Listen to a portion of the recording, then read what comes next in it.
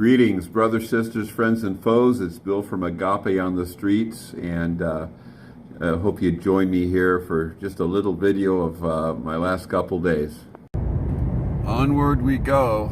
We are headed to Lake Havasu City, down out of Flagstaff, and I just wanted to say hello to everybody. I'm going to be making some videos on the way. God has blessed me with a really nice truck that I rented, and had a lot of problems at the airport. The rental I originally had set up, which was for a truck also, but it's a little less money. And they had some issues first with my credit card, and then when we figured that out, the fact that my ID now says William Agresta and everything is in Bill Agresta, and that was a red flag for them, but the guy next door, Budget, said, come over here, we don't care, we'll take it. So he cut me this for the price usually of an economy car, and it's still some money, but I need to go get some warm clothes at our storage and court site. And there's a lady tomorrow I'm going to help in Lake Havasu City, putting in a garage door opener for, which hopefully will cover the trip, or at least most of it. I love you guys, and I'm going to try to bring you some nice video of the trip and of what's going on. Well, a lot has happened since that first little hello segment there of the video was made. Just after that, I started getting really sick, very bad stomach cramps. I got to Lake Havasu City, couldn't get hold of my contact there. It's an elderly lady. I didn't know what I had, so I was kind of reluctant to stay with her anyways. And ended up having to get a room in Needles, because Lake Havasu City is $150 for a room. And I found something in Needles for about 70. Right now, boy, you want to talk about a blast from the past. I'm over by Harvest Bible Church. This is where we took Sylvia, the elderly lady, and Josie spent a lot of time with her in scripture and stuff. It's one of the first serious just outreach things I think Josie did. And this really brings back a lot of memories. Good old Pastor Randy. They've got a big campus here now. They've got the building behind it now as well. And it looks like they're doing amazing things in the community. I did not make it to the job I had yet. I'm not feeling very good. But when I got up this morning, there was a lady, young lady, with a very young son and daughter that comes out of Oklahoma. They rented a car. They're trying to get to her parents' house because she got a divorce, but then dad has come back and caused a lot of trouble. They're trying to get somewhere safe, and unfortunately got cut off on the freeway, drove the car into a ravine. It was a rental car. Tow truck driver dropped them off at the little Motel 6 where I was, so I took her and the kids over to McDonald's to get them something to eat. And just took some time and prayed with them and shared with them. I told them, you know, I'm in bad shape here. I'm not feeling real good, but I will definitely spend time with you guys and pray for you, because they were really scared.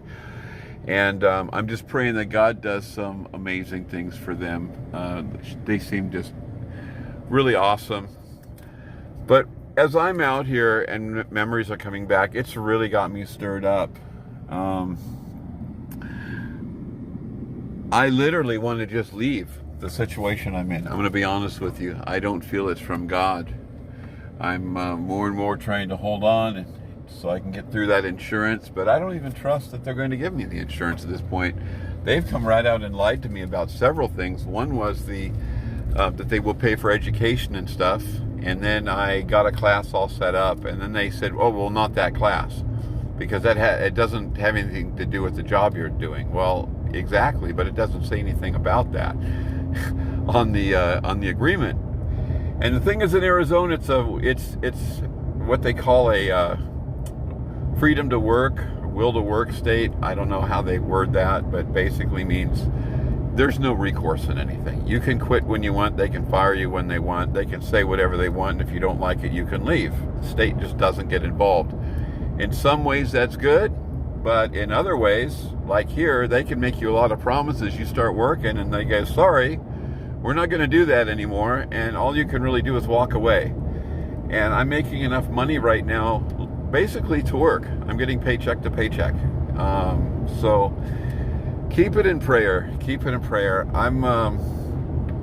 heading back to Lake Havasu City now. I had dropped the mother and the kids off at someone that they know through a church that they were going to out here, and he is going to help them out, get them in another car and stuff, and somehow find a way to get them to her parents' house. And I am heading back to Lake Havasu City. So yeah, I'm really just out of it. I'm not feeling good still. I'm exhausted. I tried to sleep last night. It was so painful. But I'm going to continue on this video, and I'm trying to figure out what God's doing. When I came back into Lake Havasu City last night, I started crying. Just all the memories hit me. And it's like, man, we're supposed to be on the road doing God's work. And I'm stuck in a really bad situation. So I'm going to see what God does with that. And I'm trusting Him. It's, you know, that's all I've got right now. And that's not very little. That's a lot. So, well, brothers and sisters, I'm pretty sick. I am driving, but not very well. I thought I'd get a picture of this. It's beautiful coming through here, and I was hoping I could enjoy it more. Got Lake Havasu. I know Josie will appreciate that. But I wasn't able to work today, and this trip has really just been a major trial for me. I'm realizing when I get back, I'll probably be out of money and have to get by 2 weeks. I don't know how I'm going to do it. I'm heading all the way to Blythe for a room. I'm going on my apps, and you know, these rooms are 100, 150 bucks around here. So when I find one for 70, 75, I'm grabbing it. But I wasn't thinking real well, because Blythe and then all the way back here, I don't even know where I'm going. But please pray. God is really He stirred me. I should be on the road. I'm out here trying to do, you know, get things set to have a more permanent life in Flagstaff. And I tell you, unless I'm really missing something here, it's just not what He wants. Because He's slamming all the doors for that.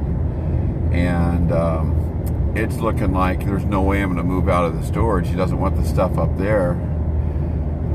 I'm not real sure where to go at this point. I know I seriously need health care. There's a lot going on with me right now. And to make it worse, I'm really sick.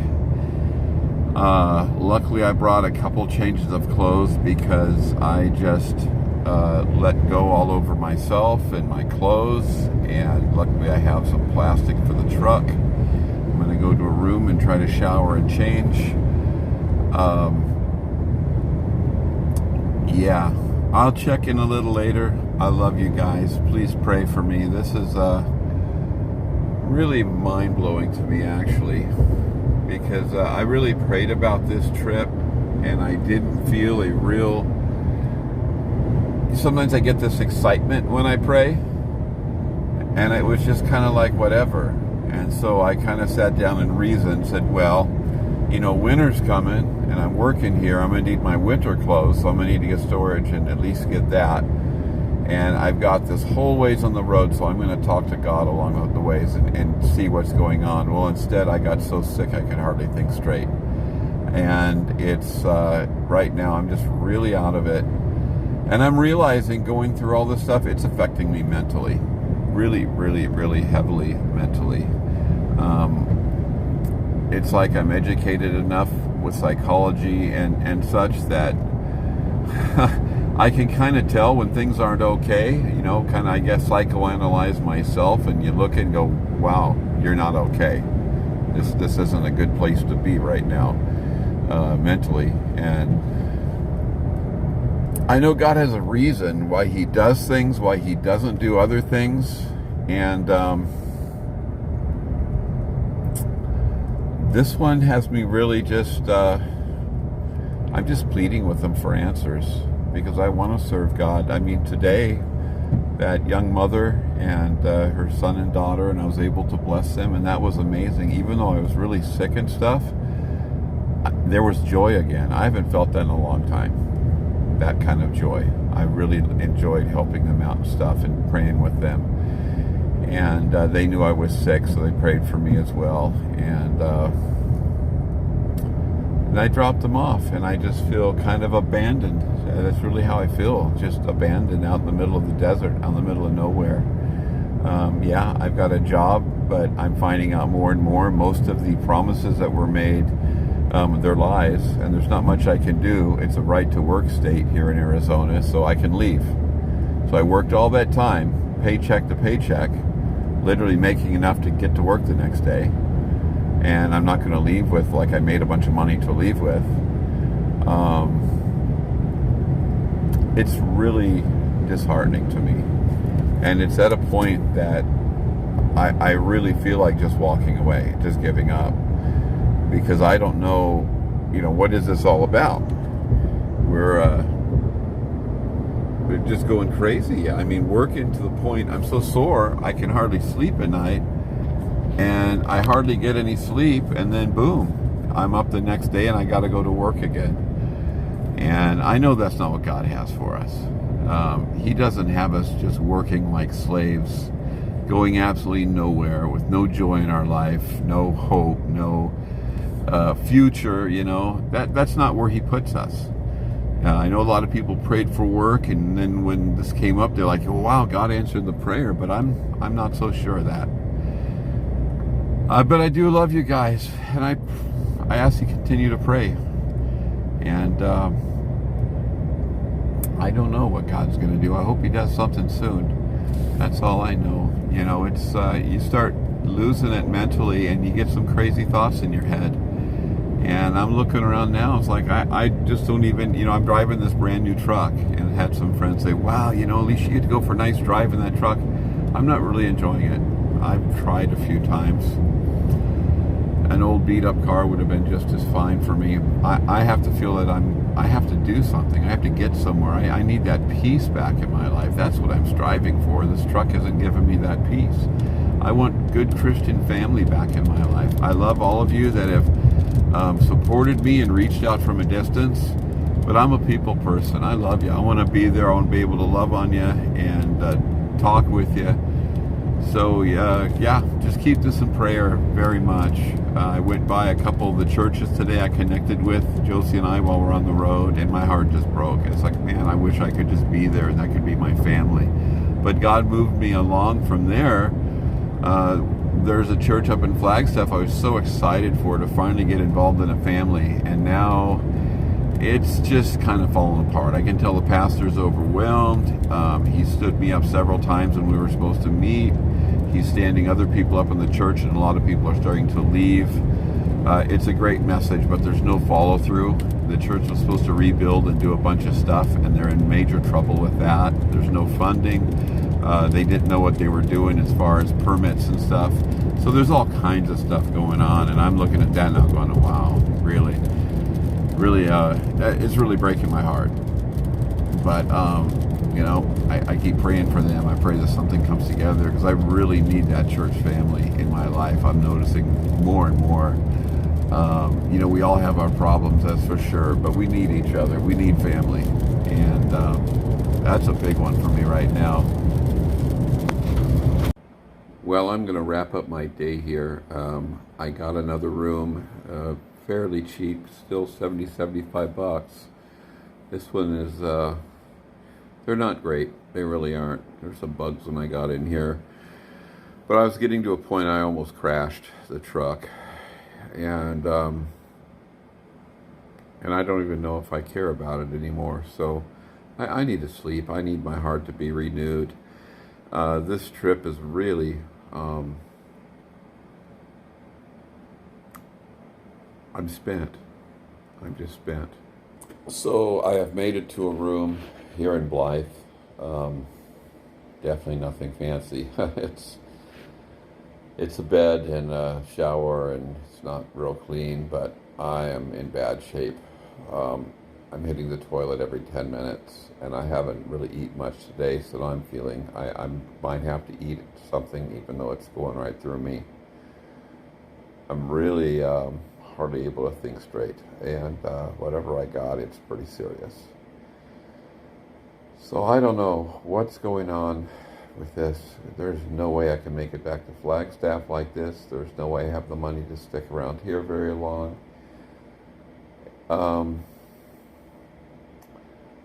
I'm going to go to sleep. I'm going to try to get some rest here. And just a lot of crazy thoughts going through my head, a lot of very, very crazy stuff. And I'm brokenhearted, and I really don't understand what's going on here. I wish I had good, close friends, family that, you know, was nearby, that we could hang out and talk, I could connect with, we could pray together. Don't have anything like that. So, I don't even know what I'm doing tomorrow, where I'm going, what's going on. I don't think I have enough to do a room again. I don't know. But I love you guys. I love y'all. If you don't hear from me again, I just pray that God blesses you. Know that everything's okay. I'm trying with everything I got, but I don't know what's going on with me right now. If somehow God opens some door and I get through this, I will come back on with another video, hopefully, and talk to you guys. Tell you what's going on. God bless you. Bye-bye. In a dream right now, I feel the heat right now. Yeah, I'm fit to scream right now. I ain't ever been inside a place like this right now. It's like I'm inside out. Yeah, I feel my eyes bulge out. I hear the monsters shout, and I like it 'cause I finally get to be myself.